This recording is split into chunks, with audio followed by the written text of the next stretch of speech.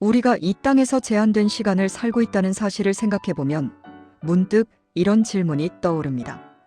과연 잘 산다는 건 무엇일까? 하루하루를 바쁘게 살아가지만 정말로 제대로 살고 있는 걸까? 잘 살기 위해 가장 먼저 회복되어야 할 것이 있다면 그건 무엇일까?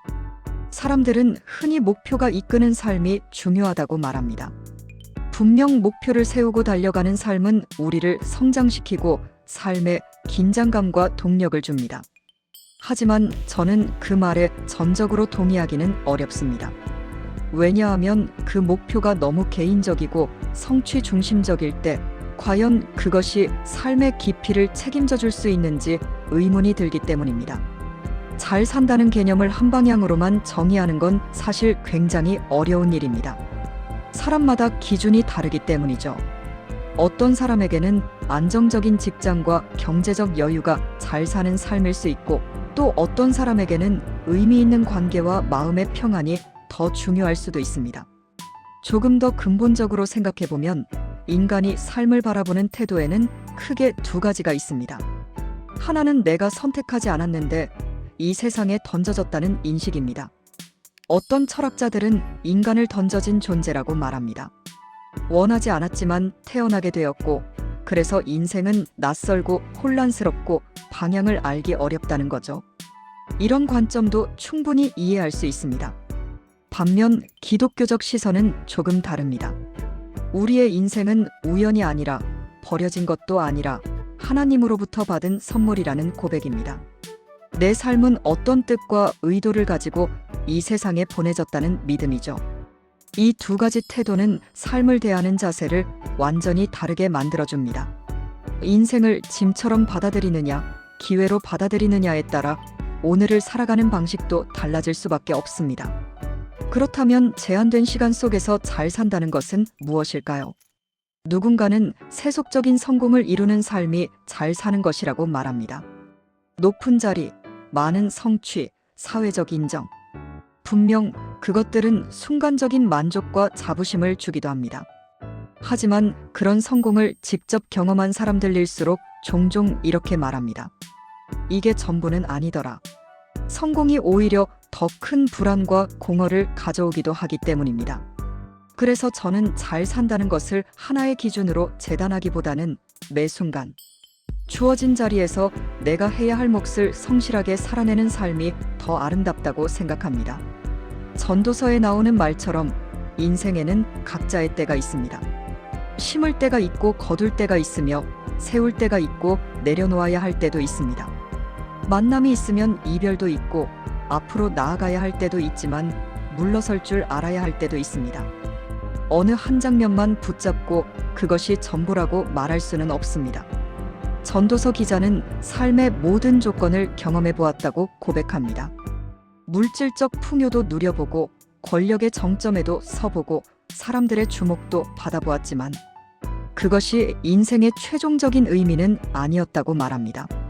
의미는 이미 완제품처럼 주어지는 게 아니라 오늘의 삶 속에서 발견되고 맛보는 것이라고 이야기합니다.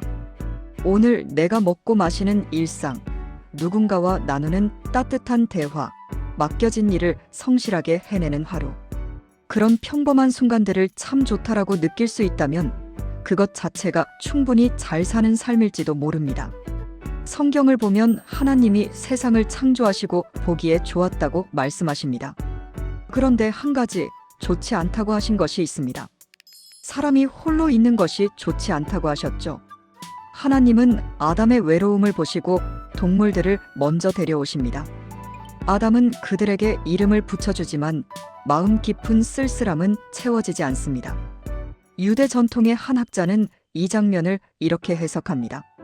하나님이 동물을 만드신 이유는 함께 감탄하게 하기 위함이었다는 것입니다. 이 해석을 들으며 저는 깊이 공감했습니다. 인간이 가장 인간다울 때는 세상을 바라보며 감탄할 수 있을 때입니다. 하나님이 만드신 세계를 보고 놀라워할 줄 아는 마음, 그것이 인간다움의 핵심일지도 모릅니다. 하지만 현대 사회는 우리에게 그 능력을 조금씩 빼앗아가고 있습니다.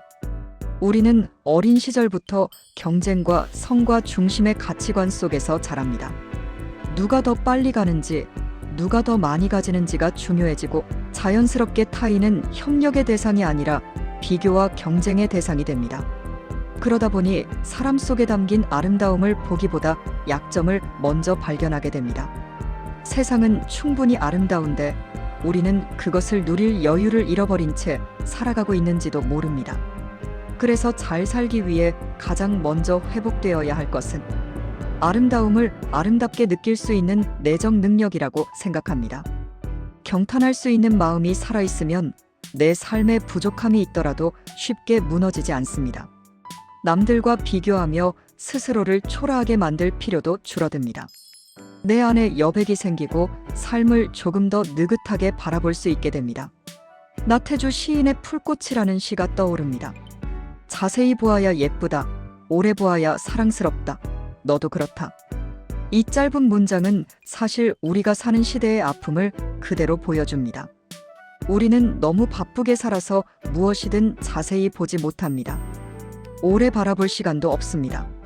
빠름에 익숙해진 사회에서 사랑은 점점 어려워지고 관계는 얕아집니다. 결국 사람조차 소비하듯 대하게 됩니다. 사랑은 느림 속에서 자랍니다. 머무를 줄 아는 시간 속에서 깊어집니다. 그런데 우리는 자꾸만 서두르며 살아가고 그 결과 서로를 충분히 알아갈 기회를 놓치고 있습니다. 그래서 이 시의 마지막 문장, 너도 그렇다라는 말이 더욱 가슴에 남습니다. 눈앞에 있는 사람이 얼마나 소중한 존재인지 우리는 너무 쉽게 잊어버립니다. 한 환경학자는 이렇게 말했습니다. 돈이 주인이 된 사회에 맞서는 가장 강력한 저항은 자족과 감사라고 말입니다. 우리는 끊임없이 더 많이 소유해야 행복해질 수 있다고 배우며 살아왔지만 실제로는 물질이 풍요로워질수록 만족은 오히려 줄어드는 경우가 많습니다. 감사할 줄 아는 마음이 회복될 때 우리는 삶이 선물이라는 사실을 다시 깨닫게 됩니다. 김현승 시인은 감사하는 마음은 주인이 누구인지를 아는 마음이라고 했습니다. 내 인생의 주인이 내가 아니라 나를 보내신 분이라는 사실을 인식할 때 삶은 기적처럼 느껴집니다. 감사가 자리 잡으면 타인을 바라보는 눈도 달라지고 나 자신을 대하는 태도도 부드러워집니다. 어쩌면 이것이 잘 사는 삶의 중요한 기준일지도 모릅니다. 목표를 세우고 노력하는 삶도 물론 중요합니다. 하지만 내가 원했던 결과가 이루어지지 않았을 때 그것을 담담히 받아들일 수 있는 내적 자유가 있다면 그 사람은 이미 충분히 성숙한 삶을 살고 있는 것입니다. 기독교 신앙에서는 삶의 분명한 방향이 있습니다. 그것은 하나님 나라입니다. 하나님 나라는 단순한 장소 개념이 아니라 하나님의 다스리심이 실현되는 삶의 방식입니다. 하나님의 통치가 내 삶에 들어온다는 것은 내 마음대로 살지 않고 하나님의 시선으로 사람을 바라보고 세상을 바라본다는 뜻입니다. 하나님 나라는 멀리 있는 미래만이 아니라 지금 여기에서 시작됩니다.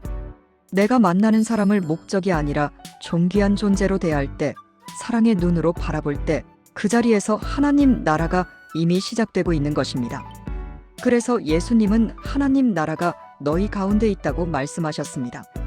하나님 나라를 믿는 사람이라면 이렇게도 생각해 볼 수 있습니다. 하나님 나라에는 어떤 모습이 없을까? 아마도 혐오와 차별, 파괴와 낭비는 없을 것입니다. 그렇다면 우리는 오늘의 삶 속에서 그런 것들을 조금씩 줄여가는 선택을 해야 합니다. 작은 실천이지만 그것이 곧 하나님 나라를 살아내는 방식이 됩니다. 결국 잘 산다는 것은 화려한 성취만을 의미하지 않습니다.